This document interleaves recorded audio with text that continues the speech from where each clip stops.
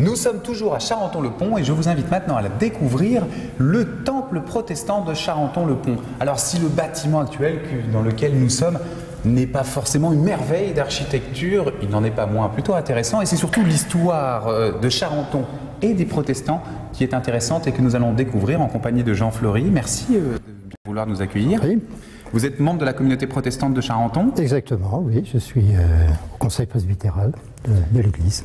Alors, on va parler un petit peu justement, les protestants sont évidemment partie importante de l'histoire de France. Pendant plus de 150 ans, nous avons connu des guerres de religion terribles, avec des massacres atroces de part et d'autre. Aujourd'hui, heureusement, tout ça est terminé. Et ici, Charenton-le-Pont, eh bien, c'est un lieu qui marque une des étapes de la réconciliation, on pourrait dire. Oui, absolument, puisque c'est le fruit de la décision finalement du roi Henri IV, après l'édit de Nantes de 1598, qui donnait l'autorisation aux Parisiens protestants d'avoir un temple, ceci dit avec forte restriction, puisque il ne fallait pas que ce soit à moins de 5 lieues de Notre-Dame. Donc 5 lieues, à l'époque les lieues parisiennes étaient de l'ordre de 2 km 200, quelque chose comme ça, donc ça nous emmenait à 17 km ça.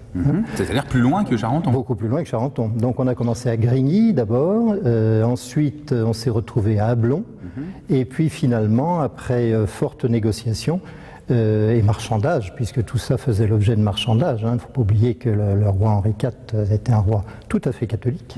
Enfin, qui est né protestant. Né protestant, mais qui sont convertis d'une façon tout à fait réelle au catholicisme. Paris mérite bien une messe. Exactement, et même un peu plus apparemment.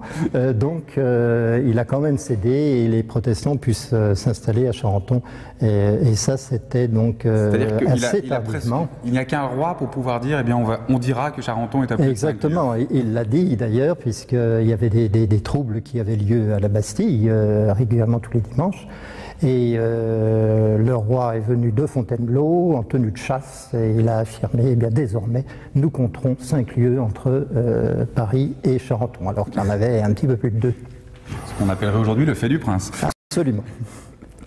Alors voilà, donc un premier temple est installé et ça c'est en 1605-1606, construit par Jacques II Androuet du Cerceau, c'était un architecte à la fois d'une partie du Louvre et puis du Pont-Neuf, et qui était protestant, fidèle parisien, donc qui construit un premier temple qui était sur le modèle de celui d'Ablon, qu'il avait déjà construit, et en récupérant d'ailleurs, les protestants ont toujours le sens de l'économie, donc on a récupéré les tuiles, tout ce qu'on a pu, les menuiseries, etc. Bon.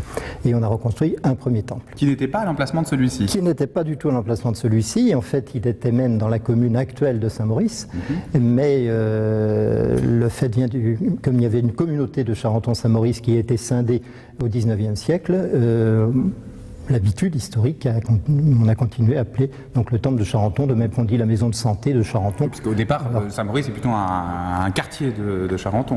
Oui, c'était peut-être même un peu l'inverse, c'est le bourg du Pont qui était un quartier de la communauté de Saint-Maurice, la communauté de Charenton-Saint-Maurice. En tout cas, c'est le nom de Charenton qui a gagné. Voilà, exactement, Charenton-le-Pont. Alors donc, un premier temple, et puis ensuite il y a les guerres de Rohan, il y a pas mal de troubles, si bien qu'une émeute finalement arrive, c'est en 1621, et que ce premier temple est détruit, incendié et détruit. Et pendant 2 ans, il n'y aura plus de temple pour les protestants parisiens. Parce que les protestants parisiens venaient en bateau depuis Paris. Exactement. Donc il y avait environ, on estime, à 5 à 10 000 fidèles parisiens qui venaient en bateau à Paris sur des coches d'eau. Au départ, le fameux corbillard, puisque c'est ce qui menait à Corbeil. Et puis d'autres venaient aussi en carrosse, à pied, etc. C'est marrant, là, vous avez noté ça? Corbillard, ça vient de Corbeil. Corbeil. Voilà. Très bien. Alors, un petit mot quand même sur ce temple contemporain. Alors, ce temple-là a été construit donc il y a tout juste 120 ans, en 1889, et à la suite justement du bicentenaire, la commémoration du bicentenaire de la révocation de l'édit de Nantes, de 1685. Et donc, c'est le consistoire de Paris qui décidait de reconstruire un temple sur Charenton. Alors, pourquoi? Pour 2 raisons essentielles. D'une part, il y avait un fort mouvement prosélyte